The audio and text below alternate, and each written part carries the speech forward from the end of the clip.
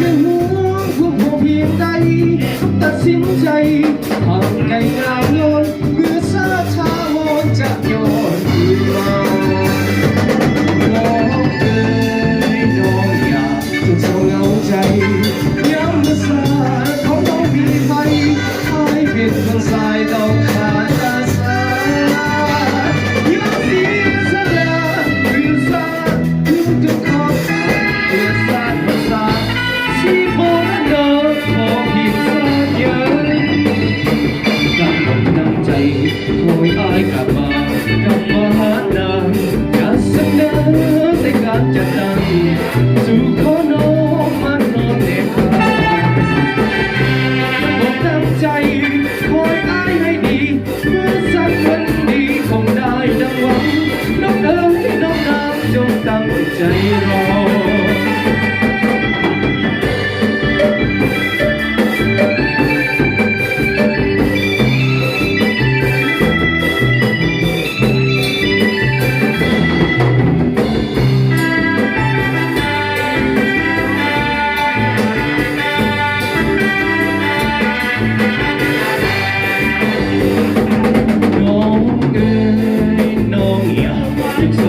ใจ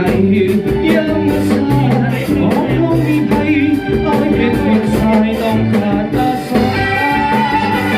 ยอมเสียสละคือสาสู้จนคอขาดเพื่อสร้างภาษา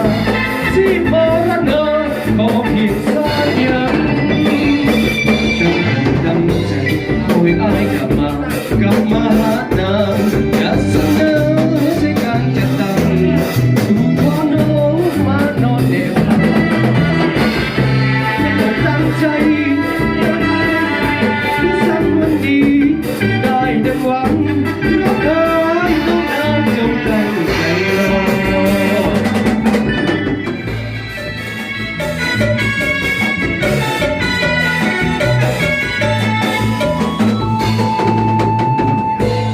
วันสดใสวันวิไลโลกว่าไม่เรื่องราว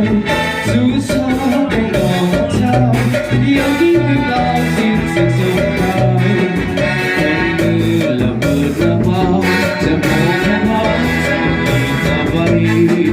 สู่ส่วนว่าจะผ่านนาทีถึงวันนี้สิ่งที่เจ้าสดใสเหมือนพิกษามาลาผ่านไป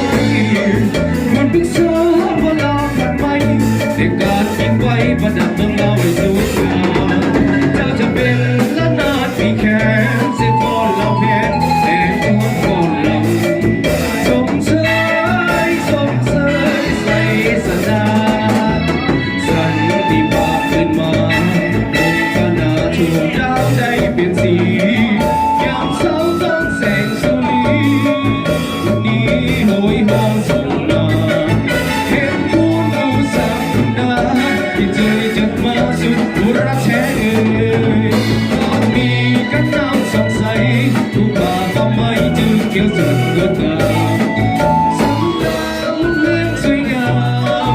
สำดาวเพียงสวยงามที่แทนสกาที่เคยหุบผ่านสมาลงมาจอมไปเจ้าเนตจึงเป็นสัญญาณว่าเรามีใส่ชมเชย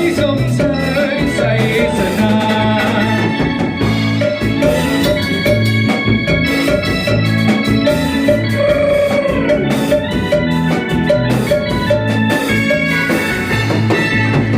สันที่พอขึ้นมา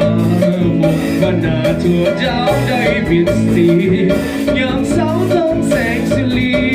คือจะหนีโหยห้องส่งมาแค่คุณดูสั่งคุณนาที่เจอจดมาสุดบุรักแท้เอ่ยย้อนมีกันน้ำสงสัยผู้ผ่านทำไมจึงเกี่ยวสุดงดงามสามดาวเพียงสวยงามสามดาวเพียงสวยงามอยู่แค่สงครามที่เคยหุบผ่านสมาลบมาจอมไปเจ้าเน